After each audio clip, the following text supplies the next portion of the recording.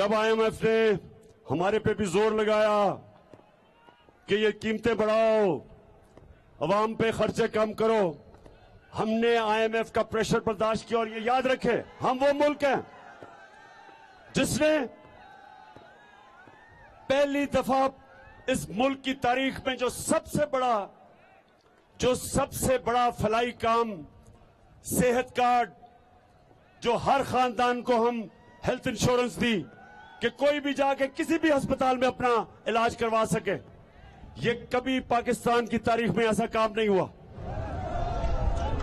بجائے یہ کہ خرچے کم کرتے، ہم نے صحت کارڈ لے کے آئے. پنجاب کے اندر 400 ارب روپے کا سب سے بڑا پروجیکٹ. پھر ہم نے احساس پروگرام سے نچلے طبقے کی مدد کی، عورتوں کو ہنر، پیسے، جو سب سے غریب طبقہ تھا ان کو پہنچائے. پھر کامیاب جوان پہ سستے قرضے، بلکہ سود کے بغیر قرضے، اور گھروں کے لیے سود کے بغیر قرضے دیے. بجائے ہم لوگوں پہ بوجھ ڈالتے، ہم نے لوگوں سے بوجھ کم کیا. اور ادھر پھر پیٹرول اور ڈیزل کے اوپر ہم نے سبسڈی دی، بوجھ کم کیا لوگوں پہ. وہ اس لیے کہ ہمارا جینا مرنا پاکستان میں ہے. میں کسی امپورٹڈ حکومت کا، کسی باہر کی سپر پاور کے سامنے گھٹنے ٹیکنے والا نہیں ہوں. اب یہ میں آگے آپ کو بتا دوں کہ یہ امپورٹڈ حکومت کیا کرنے لگی ہے. معیشت کی تو ان کو بھی تیاری نہیں تھی. بالکل تیاری کے بغیر یہ پہنچے اور وہ دیکھ ہی لیا معیشت کا حال. لیکن یہ کرنے کیا جا رہے ہیں، یہ ذرا ساری قوم کے سامنے، کیونکہ میں نے اپنا لائے عمل بھی دوں گا آخر میں، ساری قوم سمجھ لے کہ یہ کیا کرنے جا رہے ہیں. سب سے پہلے اپنے کرپشن کے کیسز ختم کرنے جا رہے ہیں. نیب کو ختم کرنے جا رہے ہیں، جدھر اربوں روپے کے ان کے اوپر کرپشن کے کیسز وہ ختم ہو جائیں گے. شریف خاندان پہ 40 ارب روپے کے کرپشن کے کیس ہیں. آصف زرداری کے اوپر اومنی گروپ کے فیک اکاؤنٹس کے کیسز پڑے ہیں، سب معاف ہو جائیں گے. سب کو NRO مل جائے گا.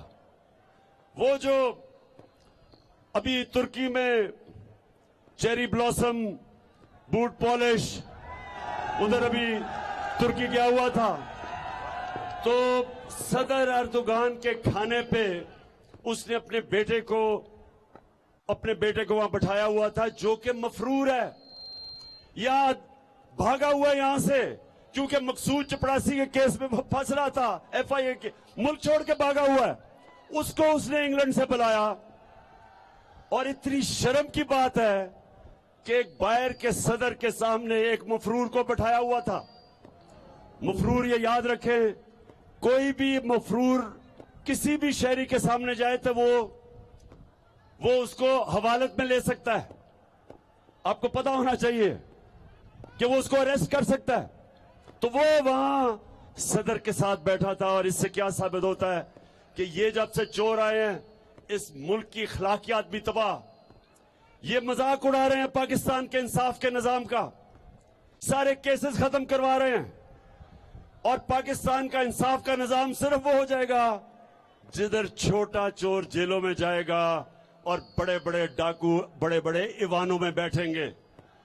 ہمارے نبی صلی اللہ علیہ وسلم نے کہہ دیا تھا، یہ میں ساری قوم کو بار بار بتاتا ہوں، انہوں نے کہا کہ جو قوم طاقتور مجرم کو سزا نہیں دے سکتی اور صرف چھوٹے چوروں کو جیلوں میں ڈالتی ہے، وہ قوم تباہ ہو جاتی ہے.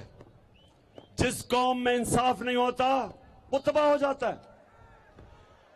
تو اس لیے ہم سب نے مل کے ان کے خلاف جہاد لڑنی ہے، ان سے آزادی کی جہاد لڑنی ہے، حقیقی آزادی لڑنی ہے. ان سے کیا چیز؟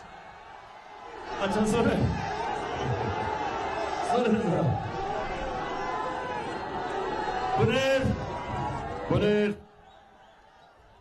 سنیں ذرا. انہوں نے سب سے پہلے میں نے آپ کو بتایا، انہوں نے کرپشن کیس ختم کرنے آئے اس لیے تھے. نمبر 2، انہوں نے الیکشن کے اندر دھاندلی کر کے धांधली करके पूरी तैयारी कर रहे हैं इलेक्शन जीतने की। इलेक्शन कमीशन को साथ मिलाया हुआ है। हल्का बंदियां के अंदर इन्होंने पहले से ही मैच फिक्स किया हुआ है, पहले से तैयारी की है, क्योंकि वैसे तो ये इलेक्शन जीत नहीं सकते। ये जब भी पब्लिक में जाएंगे इनको दो नारे लगेंगे, चोर और गद्दार। तो पब्लिक में तो ये जा नहीं सकते, तो इसलिए इलेक्शन कमीशन को साथ मिला के पूरा मैच फिक्स करने की कोशिश हो रही है। दूसरी चीज, और तीसरा,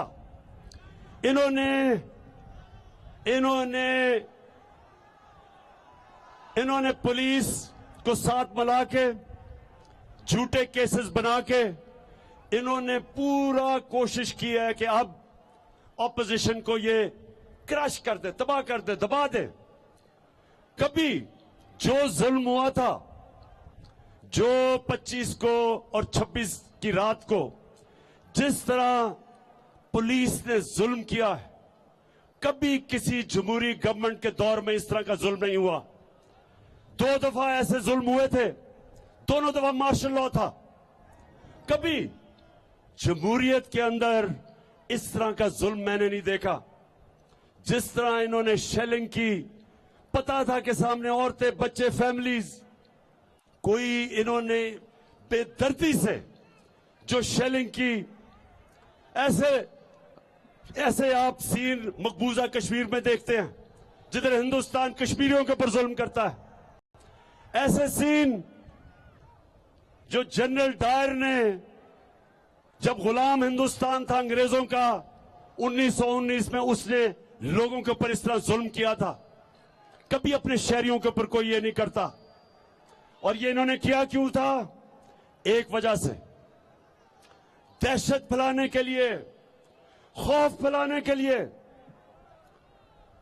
बनेर के नौजवानों, ये मेरे गौर से आप बात सुनो, ये समझना आपने, ये कोशिश क्या कर रहे हैं? ये खौफ दिलवा रहे हैं, लोगों को डरा रहे हैं।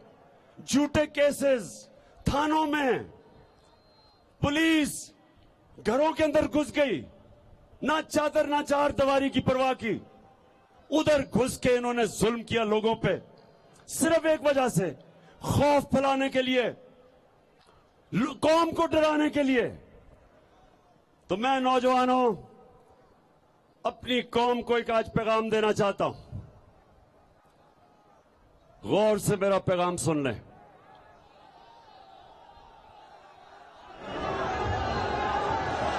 जब